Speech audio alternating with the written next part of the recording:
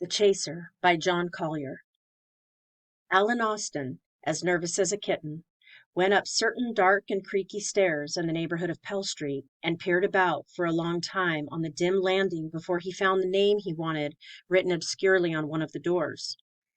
He pushed open this door, as he had been told to do, and found himself in a tiny room, which contained no furniture but a plain kitchen table, rocking chair, and an ordinary chair.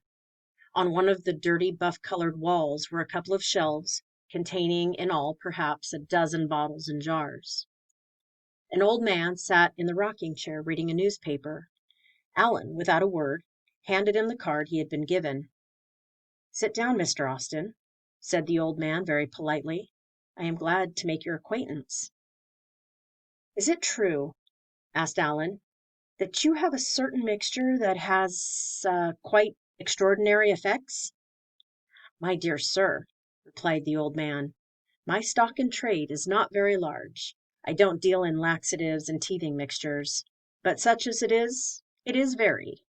I think nothing I sell has effects which could be precisely described as ordinary." "Well, the fact is," began Allen. "Here, for example," interrupted the old man, reaching for a bottle from the shelf. "Here is a liquid as colorless as water, almost tasteless, quite imperceptible in coffee, milk, wine, or any other beverage. It is also quite imperceptible to any known method of autopsy." "You mean it is a poison?" cried Allen, very much horrified. "Call it cleaning fluid if you like," said the old man indifferently. "Lives need cleaning. Call it a spot remover. Out, damned spot, eh? Out, brief candle." "I want nothing of that sort," said Allen. "Probably it is just as well," said the old man. "Do you know the price of this? For one teaspoonful, which is sufficient, I ask $5,000. Never less, not a penny less." "I hope all your mixtures are not as expensive," said Allen apprehensively. "Oh, dear, no," said the old man. "It would be no good charging that sort of price for a love potion, for example.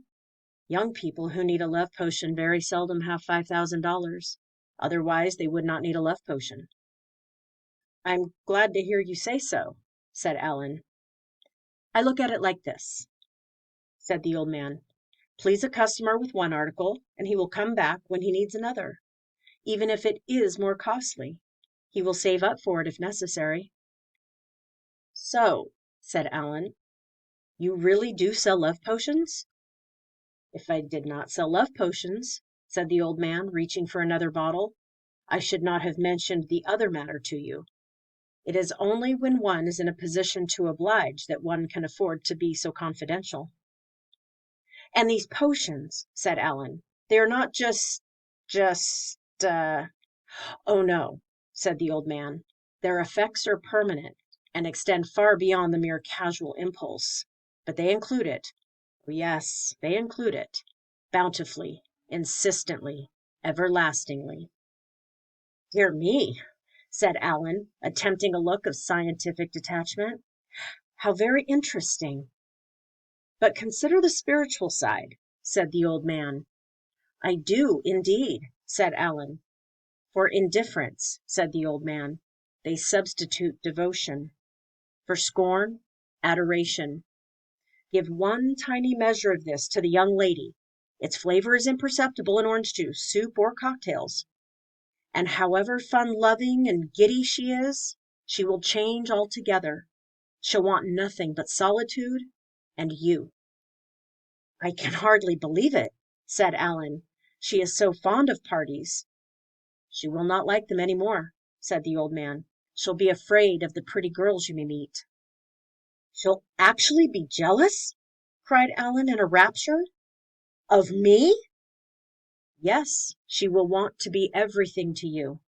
She is already, only she doesn't care about it. She will, when she has taken this. She will care intensely.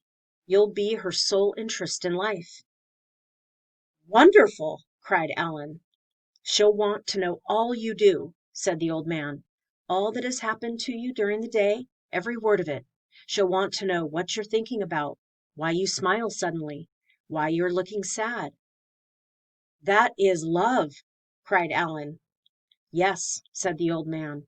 "How carefully she'll look after you! She'll never allow you to be tired, to sit in a draught, to neglect your food. If you are an hour late, she'll be terrified. She'll think you are killed, or that some siren has caught you."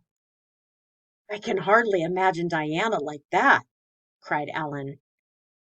"You will not have to use your imagination," said the old man. "And by the way, since there are always sirens, if by any chance you should, later on, slip a little, you need not worry. She will forgive you in the end. She'll be terribly hurt, of course, but she'll forgive you in the end." "That will not happen," said Alan fervently. "Of course not," said the old man. "But if it does, you need not worry. She'll never divorce you.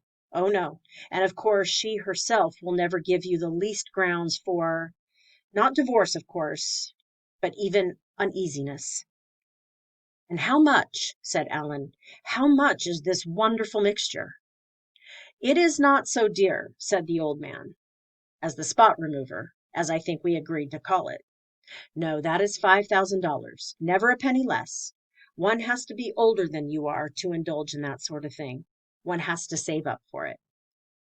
"But the love potion," said Alan. "Oh, that," said the old man, opening the drawer in the kitchen table and taking out a tiny, rather dirty-looking vial. "That is just $1." "I can't tell you how grateful I am," said Alan, watching him fill it. "I like to oblige," said the old man.